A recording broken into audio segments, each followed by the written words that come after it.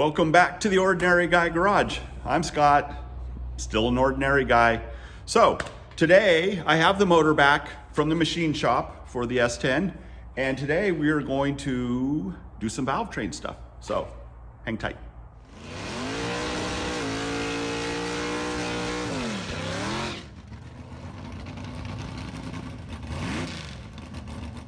All right, so first off, I'd like to say my apologies for taking a little bit of time off there.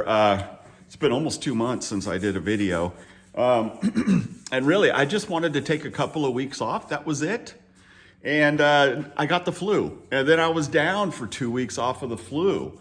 And then I'm like starting to feel better, starting to get it back. And then I messed up my knee. And so a little bit of that. So anyways, one thing led to another, and here we are. So thank you for everybody for hanging in there with me and waiting for the next video. Here it is. Your wait is over. So anyways, I got the motor back from the machine shop. It took a little bit, but you know, that's what happens. You know, parts, I guess we waited on bearings and we waited on rings and we waited on, you know, it's like I've said a million times, if this is the kind of thing that upsets you, you got the wrong hobby. So anyways, now some guys will be happy. I guess to recap, this is part 2 or version 2 of my 600 horsepower small block for the S10. I had a bearing failure. The front main bearing failed in the other motor, and so I took it all apart, took it back down there, and what we did was, we got a new crankshaft for it. The crankshaft I had in it before was a cast crank, cast steel crank. It's a decent crank, but I figured while it's apart, I'm gonna do a forged crank. So I put a forged crank in it, and Dave, the machinist, said, hey, you know what, while we're here, let's just change the block too. So this is a new block. I mean, it's a 51-year-old block. It's not brand new, but it's new for this build. And this will make some people happy. It's a 4-bolt main. And this time we did it with studs. So it's a studded 4-bolt main with nodular caps. It's got the high nickel block. It's a really good block. So we should be in pretty good shape there. So I went ahead, once I got it back, I went ahead and I buttoned up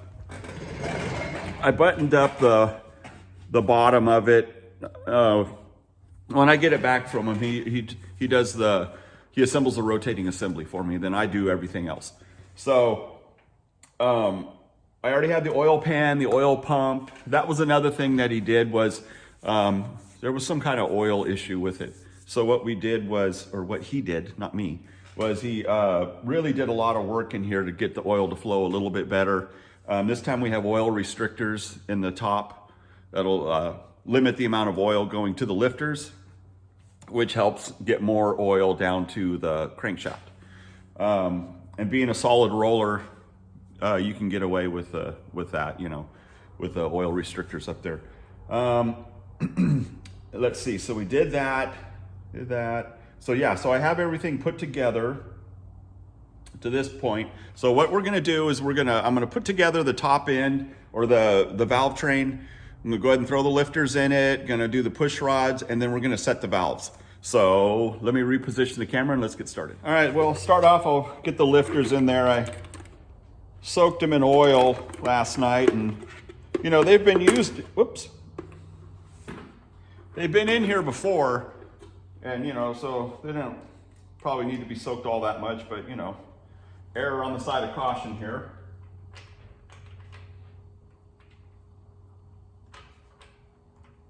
All right, let me move all of this around. Better. Now I could actually see what I'm doing.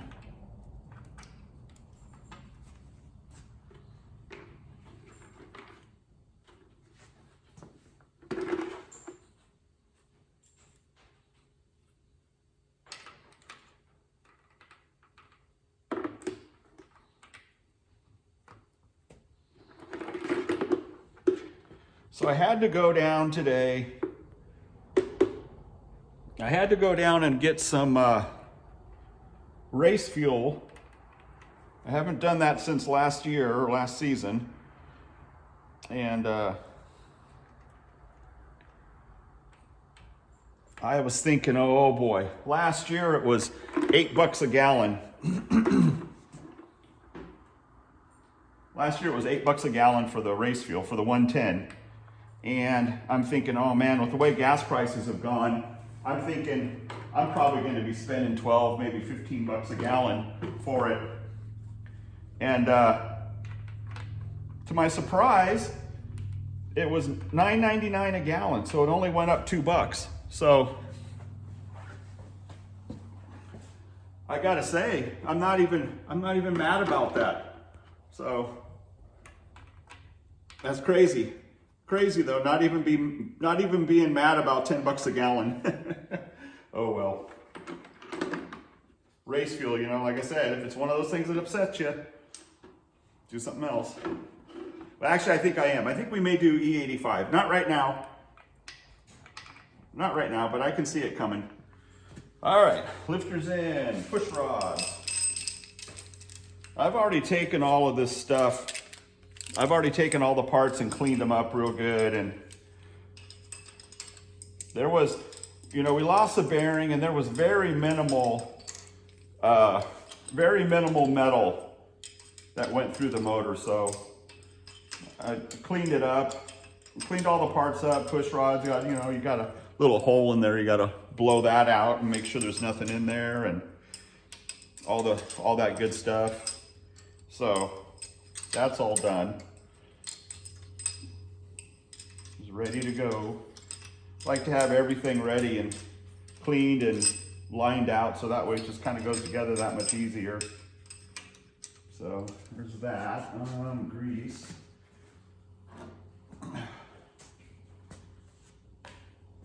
Got the moly grease for the push rod end.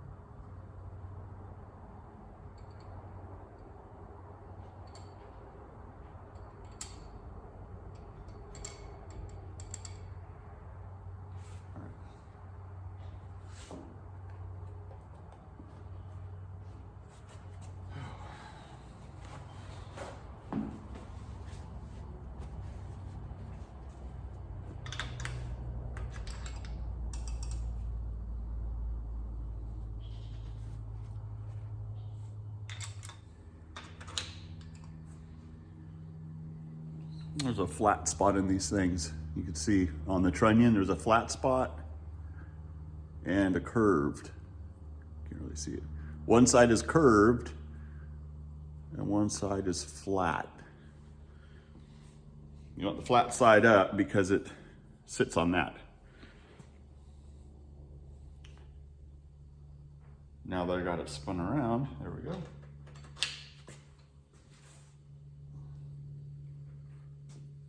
All right, well, I got all the pieces on. I need to put the stud girdle on before I adjust the valves, but I need to get everything close to where it needs to be first. So I'm gonna spin the motor over a little bit and tighten up the adjusting nuts to get it closer to the lash it needs to be. So when every valve is closed, tighten it down, you know, to where it's just right there at zero lash or close to it. And then I can put the stud girdles on and then we can go ahead and run it with the feeler gauge.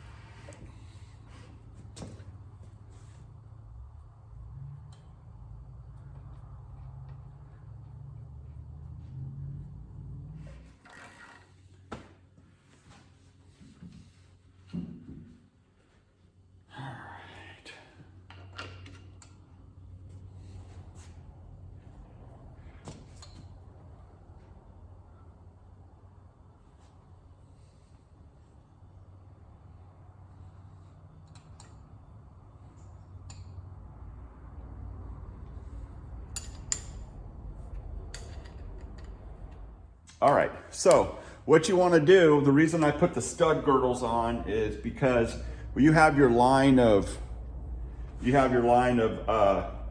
rocker arm studs right here, and they might not be all exactly perfect, you know, as far as alignment. When you're looking down the line, some of them might be, and that's an exaggeration, but they might be just a hair off from one another. So by tightening up the stud girdle, you're gonna pull those studs around a little bit. So if you pull the studs around a little bit, it's going to change the lash on your rocker arm. So what you're supposed to do is you put them on, tighten them up,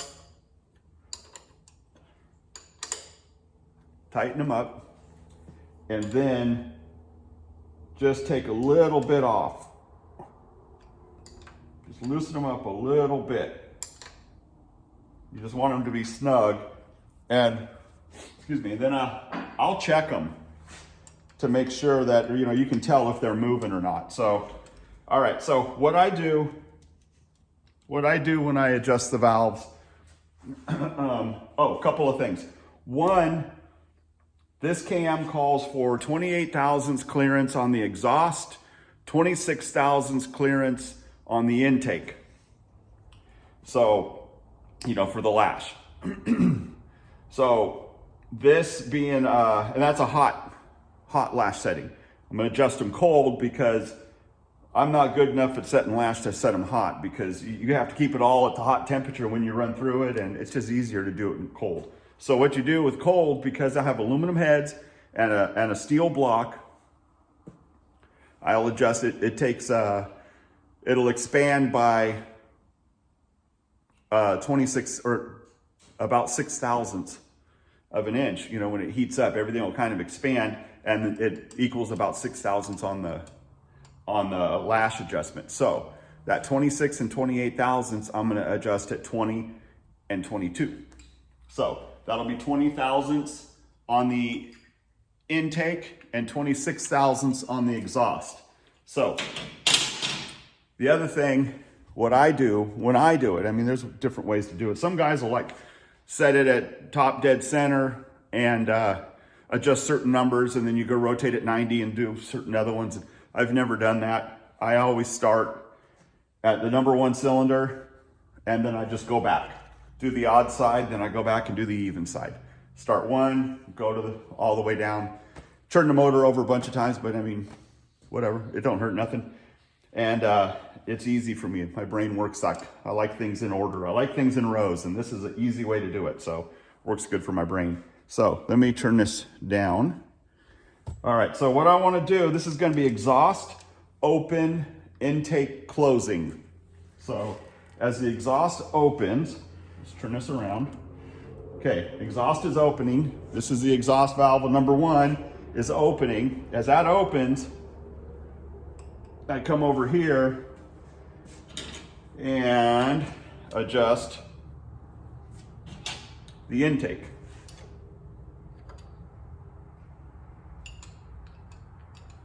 You see, with the spring pressure and everything in there, you should be able to get your clearance with a little bit snug. So let's make sure 20 thousandths right there. Let's make sure. Let me see what happens if I loosen this up a little bit more. Yeah, I loosened it up some, so I had a little bit too tight. I had the stud girdle a little bit too tight. So now, as far as your tension, it's kind of a personal choice, you know. That's a little bit looser than what I want, so I'm going to tighten that up just a hair.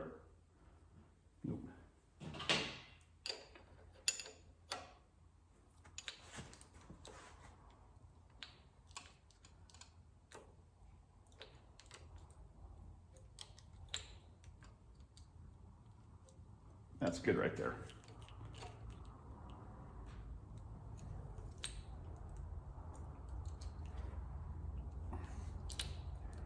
All right. Exhaust open, adjust the intake valve. let the exhaust go all the way down, come back up. Intake opens up, this one here, intake opens up. And as soon as that intake starts to close, just exhaust. So, exhaust at 22 thousandths. Let's see where we're at.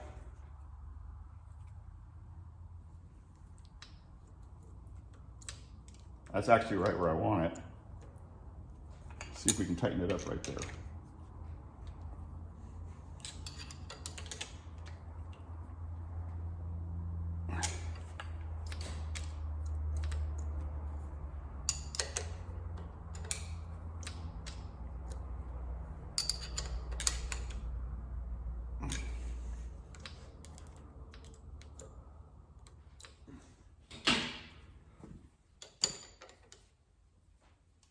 All right. Okay, now I'll spin it over to the next one, which is on exhaust open right now. No, that's on exhaust closing. Now, all right, now I can adjust the exhaust on this one.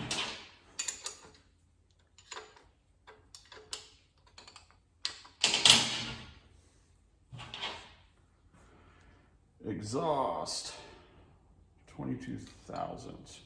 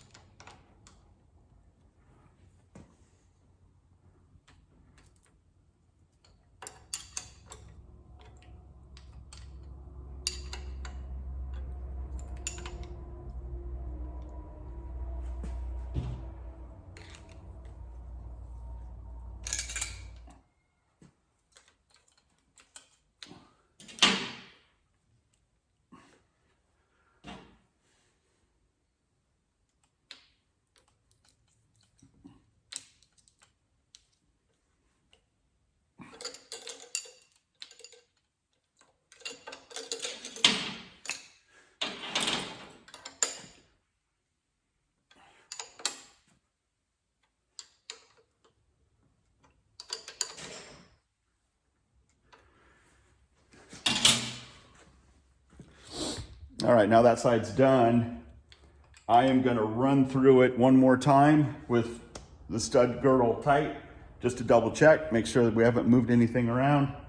And then I will get on the other side. So, see you in a minute. All right, I think I'll try a different view for the other side. So, let's see. So we see a little better right there. All righty, let's give this a shot. Turn it around. Okay, intake is closing on cylinder number 2. So we can check the exhaust. That is tight. So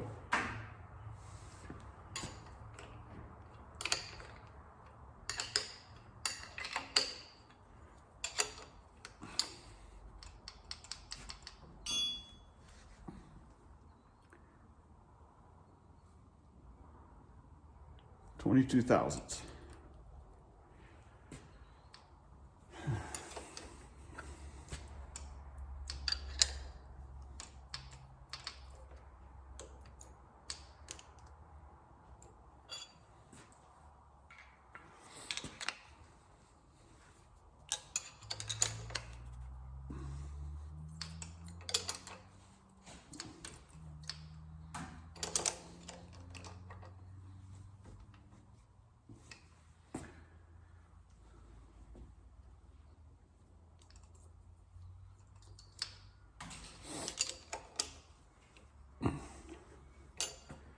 Funny because when you tighten the jam nut, it moves the adjustment around a little bit. So sometimes they mess with me a little bit, like this one is. Yeah, see.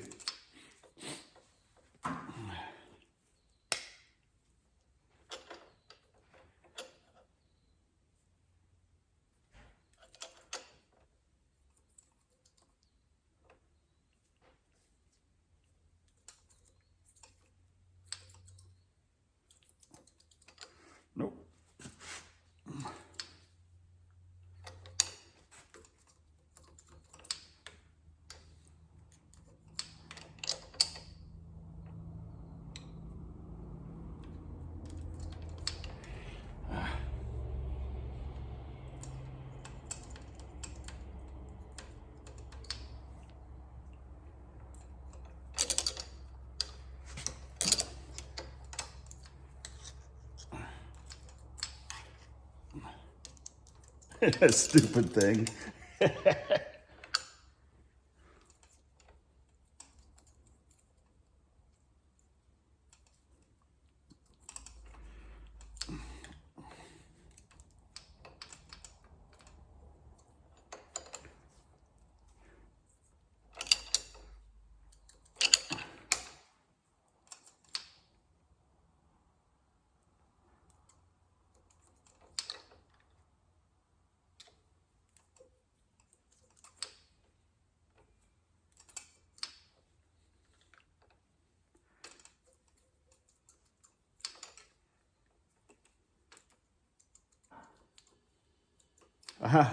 There we go. All right, 22 thousandths. Double check that. Yep. Yeah, sometimes they mess with me, you know, you got to have a little bit of patience. So now we're going to go for exhaust opening.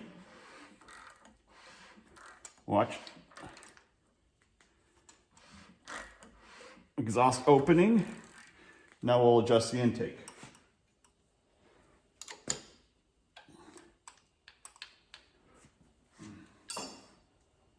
Which is gonna be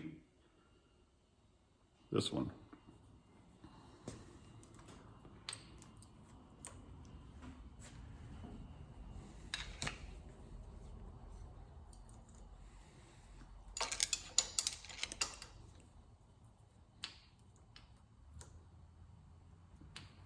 See? Sometimes they mess with me and sometimes they don't. I'll get better as time goes on. All right, next cylinder. Well, that's probably gonna do it for this video, just kind of a quick one with the valve adjustment kind of deal. You know, when I do it, I like to have, and you might see that when I'm adjusting them, I'm constantly looking at the feeler gauge to make sure I get the right side in there. You know, these things are hard to read, and you know, you take a little bit extra time to make sure you did it right.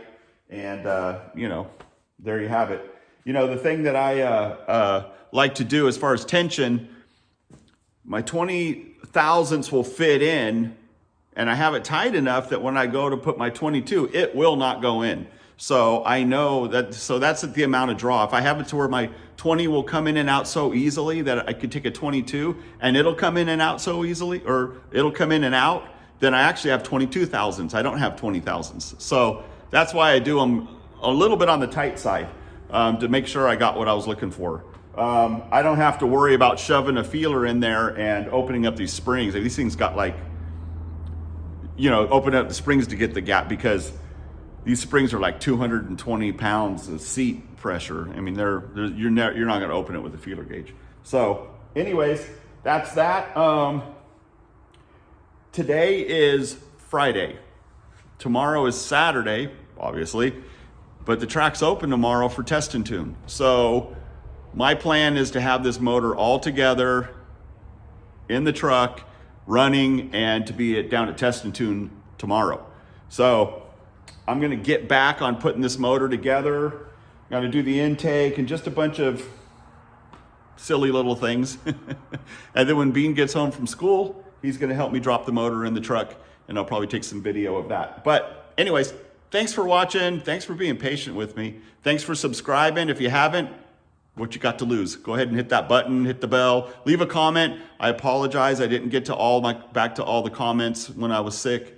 Sorry about that. But go ahead and leave a comment. I try to get back to all the comments as quickly as I can. So thanks again. I will see you next time.